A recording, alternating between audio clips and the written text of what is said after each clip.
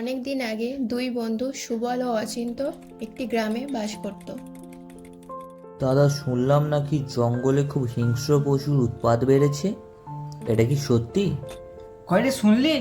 ওপাড়ার শিবু কাকার বাবাকে কোনো একটা হিংস্র জন্তু তুলে নিয়ে গেছে। হ্যাঁ, শুনলাম সেখানে নাকি টানা হ্যাচড়ার চিহ্নও পাওয়া গেছে, তার সাথে পাওয়া গেছে টাটকা রক্তের আমি দাগ। কি বলছি, যেখানে সেই লোকটার মৃতদেহ পাওয়া গিয়েছিল সেখানে কি একবার ঘুরে আসবি? ঠিকই বলেছিস, যাওয়া তো যায়, কিন্তু ওখানে যাওয়াটা কি আমাদের সুবিধা হবে? আরে চ তো, তোর কোনো বিপদ খুললে তোর বন্ধু তো তোর সাথে আছে, আমি সেটা হ্যাঁ রে ভাই, শিখিয়ে তুই নেবো। আমার ভরসা।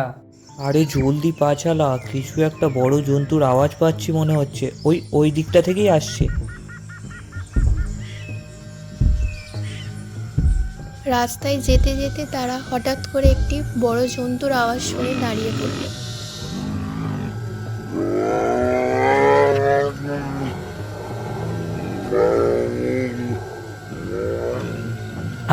আমার তো কিন্তু বিশাল ভয় লাগছে ভাই, চারিপাশে কোনো গ্রামও নেই আর কোনো লোকও দেখতে পাচ্ছি না। হ্যাঁ রে, শুনতে পেলাম তো ভাই, সে কি বিকট শব্দ রে বাবা। চ, তার থেকে বরং ওই দিকটাই পালাই। চো চো ভাই, চ চ, তাড়াতাড়ি পা জলদি চালা, পা বেশি লেট চালা, করাও এই ভালো মুহূর্তে নয়। বেশি দেরি করা আমাদের পক্ষে সৌভাগ্যজনক হবে না। তারা হঠাৎ লক্ষ্য করল একটি ছোট্ট জঙ্গলে ঝোপ থেকে কোনো একটা জন্তু তাদের দিকে এগিয়ে আসছে। তা দেখে সুবলের বন্ধু অচিন্ত ভয়ে দৌড় দিল এবং সে একটি গাছে চড়ে হাঁপাতে লাগলো। তার বন্ধুর কথা একটুও মনেও ছিল না। সুবল গাছে চড়তে পারে না, কিন্তু ভাল্লুককে সুবল তার কাছে আসতে দেখে মনে পড়ল সেই চা আমি দোকানের শুনেছি কথা। দাদাবাবু যে ভাল্লুকেরা নাকি মৃত মানুষ খায় না, আর তাদের সামনে যদি আমরা মৃতদেহ অভিনয় করি তাহলে তাদের থেকে রেহাই পাওয়া যায়। সে সেই মতো মরার অভিনয় করে শুয়ে পড়ল। ভাল্লুকটি তার কাছে এসে পর্যবেক্ষণ করে এবং মনে করে সে মৃত দিয়ে সে চলে যায়।